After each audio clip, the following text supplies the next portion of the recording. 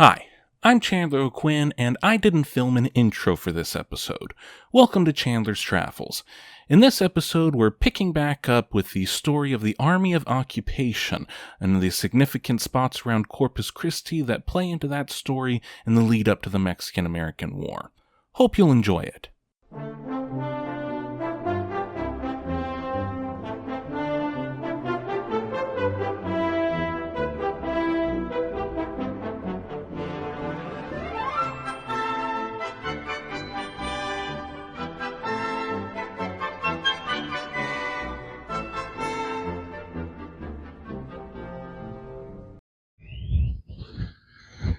This is Artesian Park in the heart of downtown Corpus Christi.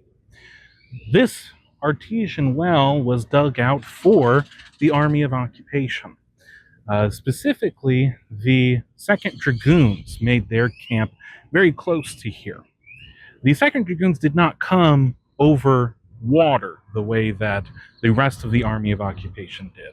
Instead, they went over land, leaving Fort Jessup, Louisiana in early July of 1845 and going through La Bahia Trail, eventually getting here around the latter part of August of 1845. There's a funny story about how the 2nd Dragoons actually made their way into the camp.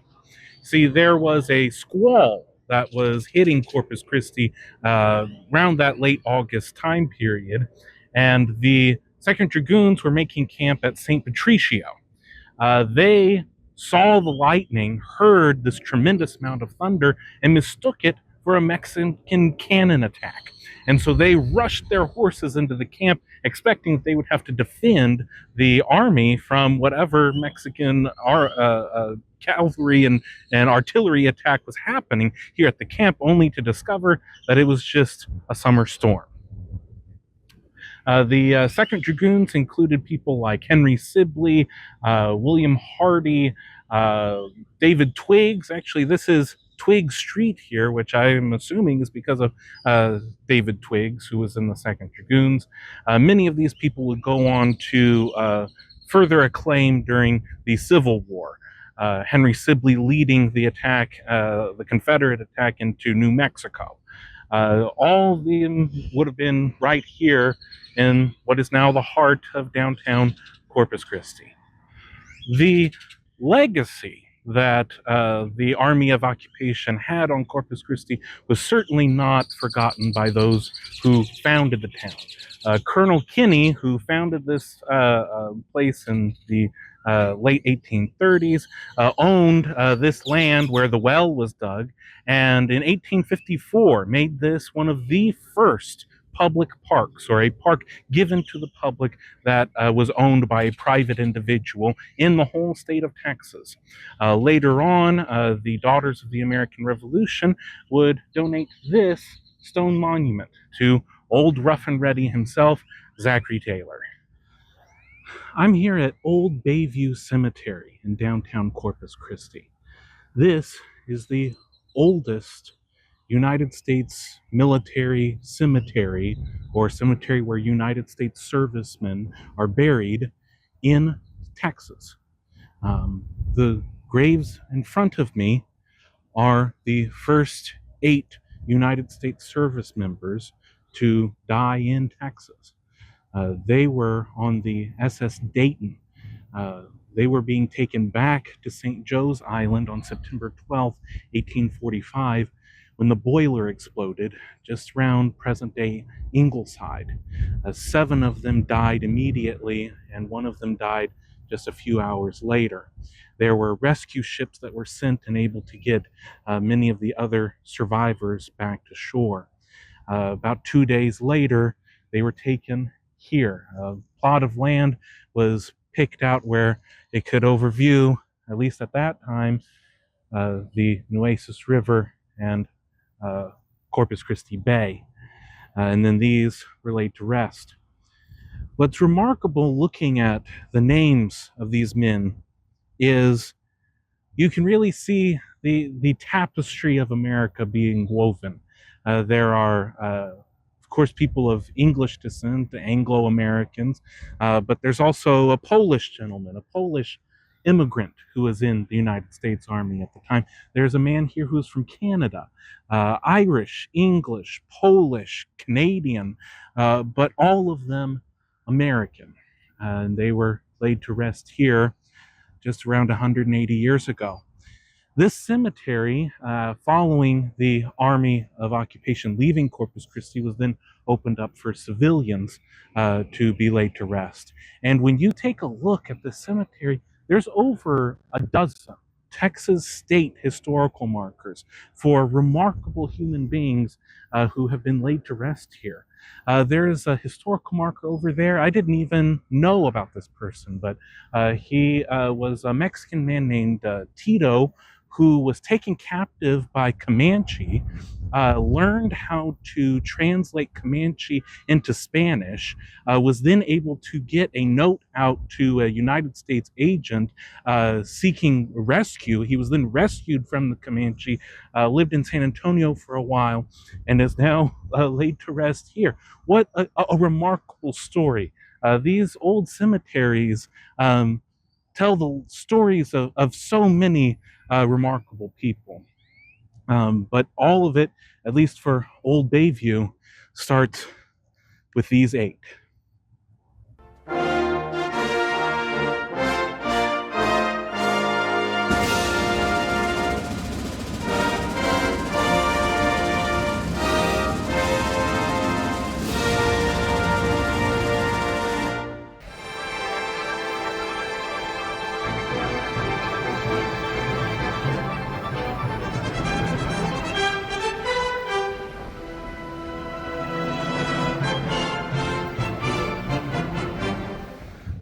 From the first few hundred that started arriving in late July of 1845 to September and October, the camp would continue to grow to be about 4,000 men. That, considering that Corpus Christi was just about 200 people before that, is pretty striking. Then you have all the people who come to support the troops. We only had 2 grog shops in Corpus when this all began. There'd be nearly 200 by the time the Army of Occupation left in March of 1846. So most of the men had favorable first impressions that kind of dwindled after a while. It's hard to imagine on a sweltering summer day, but winters can be pretty rough in Corpus. The people who were coming here from New England, Ohio, Michigan, places like that, had never experienced northers before. And northers are hard to explain to someone from up north, but it can be perfectly comfortable, 70, 80 degrees during the day. And then one lieutenant even described it as like a thief in the night. These northers come to steal your very life away. These men were just in canvas tents, and they would have ice forming on the outside of their tents. Their water barrels were completely frozen over. Just a miserable experience. One old Texan even told Lieutenant Ulysses S. Grant that it was the worst winter. The winter of 1845 was the worst winter that they had ever experienced in Texas. And these men, 4,000 of them, were just in canvas tents. It was pretty rough that winter. Another problem that had to do with the occupation here in Corpus was water. So as we were talking about at St. Joe's Island, you would dig and you would find that the water was somewhat brackish. There's a lot of salt in that water that's in the ground. And, well, you'd see references the first couple of weeks of them drinking this sort of salty water, and then the next few weeks just, well, no other way to put it, diarrhea. Just diarrhea all the time for these guys. Except for the ones who were drinking exclusively liquor from one of the new grog shops that was opening in town. So one of my favorite stories that comes from the time of the Army of Occupation Occupation here in Corpus Christi comes from the book written by W.S. Henry, and it is one of the best primary sources about the Army of Occupation going into the actual campaign of the Mexican-American War. So it's called Sketches of the Mexican Campaign, W.S. Henry. And he talks about this one man who came back from a hunting party. So we talked a little bit before about just the abundance of game everywhere around the coastal bend. Most of these men are coming from areas that are more well established, and there just isn't as much game as there is here in just abundance. The amount of deer and birds and turkeys and they're eating pelicans, it just everywhere. And they send these hunting parties out because there's 4,000 men that they need to feed. So one of these parties comes back and there's one man that's missing. That man, W.S. Henry calls him Captain D. And I'm not exactly sure if he's maybe protecting his anonymity, if he had forgotten the man's name, or if everyone just called him Captain D. Maybe he was planning on opening up a fish restaurant at some point, Captain D's. But in any sense, Captain D comes back a day later, and he has a panther over his shoulders. And this causes a big ruckus among all the men in the camp. And finally, he gets them to settle down. And the following is a paraphrasing of this story as recounted by W.S. Henry, talking about Captain D and his panther hunt. I imagine that Captain D maybe leaned against a palm tree like this one as there's a campfire here, and he's addressing all of the men. And he might go, easy there, boys. Easy there, boys. I'll be happy to tell you. Hold your horses. Happy to tell you about my exploits with the panther, but I do hope that you pass around that grog once I'm through, because I am well spent. So I was out there in the prairie, and I had stalked a big, beautiful buck. And I had my rifle with me, old King Death. You know how I like to name my rifle, King Death. And I had stalked this animal and had shot at it, and I knew I didn't even need to look at it a second time. Anytime King Death fires, the ball goes downrange and hits exactly the target that it's meant to. So I don't even take a second thought, and I start stalking another buck when I start hearing some fuss and confusion around my first death. And so I take a look, and I imagine there's maybe a company of wolves that are devouring my creature. I get within 6 feet of the kill and realize it's not wolves at all, but a panther. The panther takes one look at me and leaps, missing me by just a few feet. I know that I must think quickly, and I bring old King Death back up, and I say to this panther, with all of the hate in its eyes, and it's growling and snarling at me, I say, "'Tis you or I, old fellow," and I cock the hammer back and give it one crack. And old King Death never misses its shot. I hit it right in the forehead, just above the eyeball. And I'm very grateful for its final death, because it did get me out of quite the confusing predicament. So that's just one of my favorite stories that I came across. I hope you all enjoyed that. Thank you. And now it's time for Yelp reviews from the Army of Occupation. The following are all quotes from actual soldiers stationed with the Army of Occupation at Corpus Christi. Corpus is perfectly delicious and healthy, no possibility of sickness, and so cool from the trade winds which blow steadily that our cloth clothing is very comfortable. Captain Ephraim Kirby Smith. But take all the deer, wild turkey, etc., send me back to the United States. Hello, stop! I forgot Texas belonging to Uncle Sam, and a mighty poor bargain I think he made, even getting it for nothing. Lieutenant Cochrane, December 26, 1845. O Texas, if we have not fought, bled, and died for you, we have suffered some. Corpus was a bleak, sandy plain for 2 miles to the southeast, dotted here and there with scrub live oaks and dwarf mesquite, terminating at a bare, forbidding bluff or ridge, under which slept in those days the sweet-scented village, hamlet, town, or ranch of Corpus Christi, the most murderous, thieving, gambling, cutthroat, God-forsaken hole in the Lone Star State. Lieutenant Arthur Tracy Lee.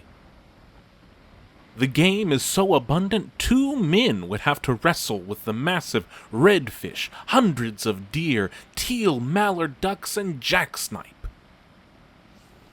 In clearing the ground to pitch my tent, I killed a water moccasin. About 3 o'clock in the morning, I was awakened up by the barking of a dog. He had just run a rattlesnake out of my neighbor's tent. When the rattling and the barking aroused me, 9 rattles captured. I again lay down, and when day broke, a yellow-necked lizard was cocking his eye cunningly at me from the ridgepole of my tent. I sprang up, seized my boot to dispatch him, when, lo! Out of the boot dropped a tarantula. Exhausted from fright and fatigue, I sank back into a chair, but no sooner down than I was compelled rapidly to abandon the position, having been stung in the rear by a scorpion. The New Orleans Picayune, October 25th, 1845.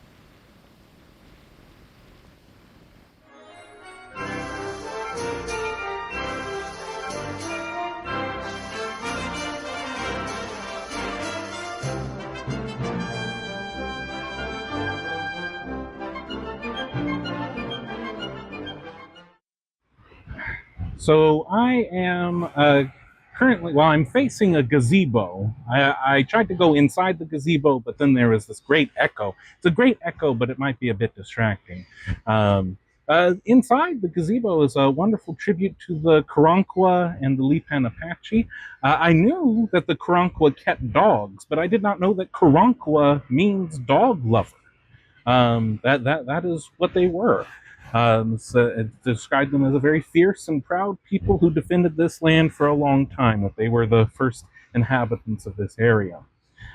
So behind me, the street behind me is Resaca de la Palma. I'm assuming, it just says Resaca on the sign, but I'm thinking that maybe it's named fully Resaca de la Palma after one of the first battles of the Mexican-American War. The street ahead of me is Paladuro. No, excuse me. Is it Paladuro? It is. It's Paladuro. The Resaca is where the 7th Infantry would have camped. Paladuro is where the 8th Infantry would have camped. So this little gazebo is right in between those two camps. And from this vantage point, see, can we get, so we've got the Lexington in the background. That's Zachary Taylor's headquarters. So you could almost maybe get the entire camp into one picture. It's kind of hard to see anything past the Lexington. That's where the 3rd Infantry and the Louisiana Volunteers, that Taylor wasn't too entirely enthralled with, would have been camping. See, is there... I think the last sorts of things to say in this area, sort of the legacy. So these streets, if they are in fact Resaca de la Palma and Paladuro, those are named after the first 2 major battles of the Mexican-American War, which was fought by these men. So the 4,000 that camped here, that made Corpus Christi from a 200-person shanty town to a 10,000-person city,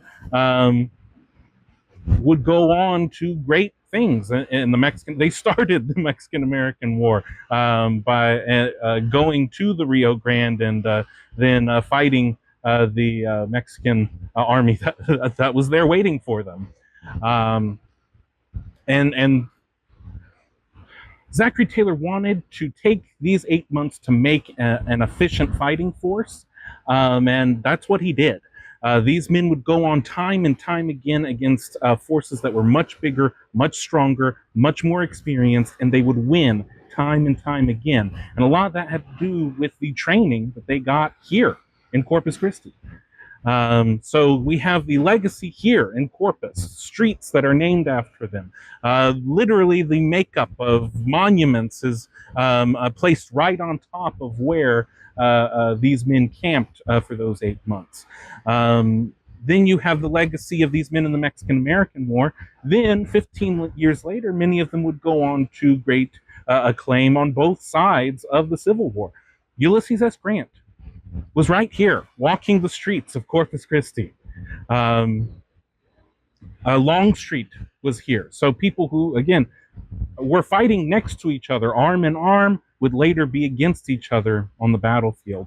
But both had this beginnings of their military career here in Corpus in common.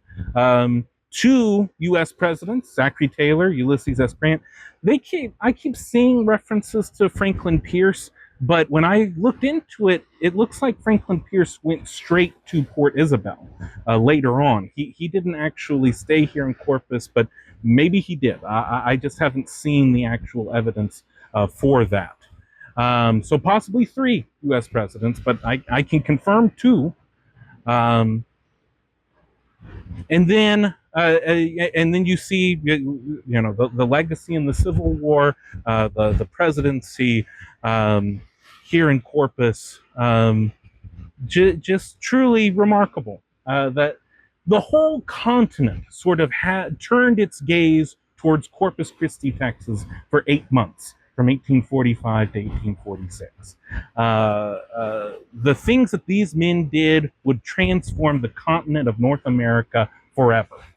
The legacy that they did from their starting of the Mexican-American War leads to America, the United States, becoming a continental power, having everything from the Atlantic to the Pacific, from the Sabine to the Rio Grande on to California.